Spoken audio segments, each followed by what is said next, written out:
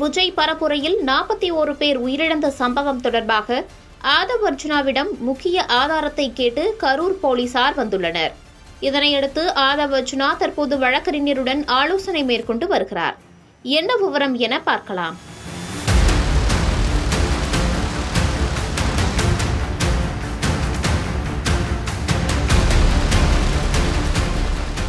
கரூரில் தவேக தலைவர் விஜய் பரப்புரையின் போது கூட்ட நெரிசலில் சிக்கி 41 பேர் உயிரிழந்த சம்பவம் நாடு முழுவதும் பெரும் பரபரப்பை ஏற்படுத்தியது. குறிப்பாக இந்த விவகாரம் தொடர்பாக சமூக வலைதளங்களில் பல்வேறு கருத்துகள் பகிரப்பட்டு வந்த நிலையில் காவல்துறையினர் விசாரணையில் ஈடுபட்டு வருகின்றனர். இதற்காக விசாரணை ஆணையமும் அமைக்கப்பட்டுள்ளது.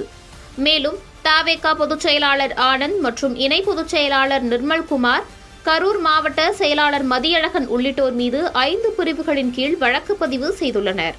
இதில் கரூர் தவேக மாவட்ட செயலாளர் மதியழகன், நகர பொறுப்பாளர் பவுன்ராஜ் ஆகிய இருவரை கைது செய்துள்ள காவல்துறையினர் அவர்களை நீதிமன்றத்தில் ஆஜர்படுத்தினர்.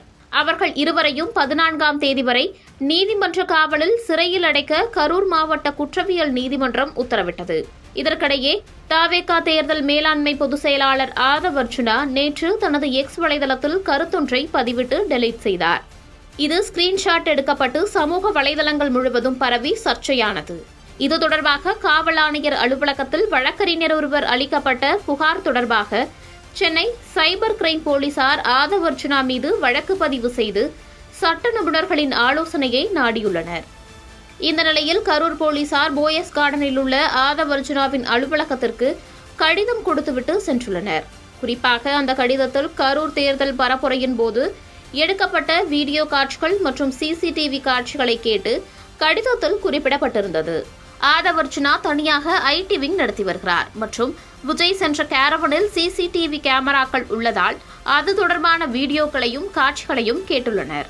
காவல்துறையினர் சென்ற நேரத்தில் ஆதவ் அர்ஜுனா அங்கு இல்லாததால் கடிதத்தை அவரது உதவியாளர் பெற்றுக்கொண்டதாக தகவல் வெளியாகியுள்ளது.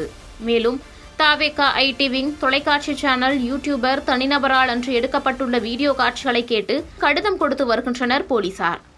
ஆதவ் அர்ஜுனா இதனையடுத்து தற்போது அலுவலகத்திற்கு வந்து வழக்கறிஞருடன் ஆலோசனை மேற்கொண்டு வருகிறார் எனவும் கூறப்படுகிறது.